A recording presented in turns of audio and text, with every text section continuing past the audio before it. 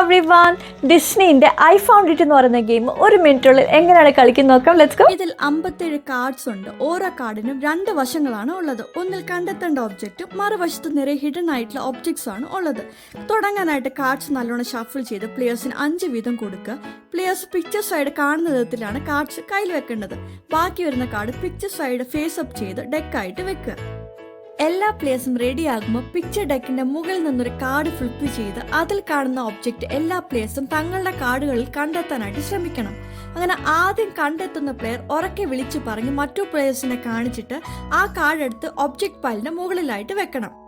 ഇനി ഈ പുതിയ ഒബ്ജക്റ്റ് ആണ് അടുത്ത റൗണ്ടിൽ പ്ലേയേഴ്സ് കണ്ടെത്തേണ്ടത്.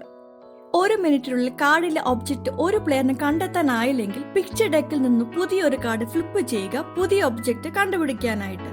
ഇങ്ങനെ കളി തുടരുക. ആരുടെ കയ്യിലെ കാർഡുകളാണോ ആദ്യം തീരുന്നത് ആ പ്ലെയർ ആയിരിക്കും വിജയിക്കുന്നത്.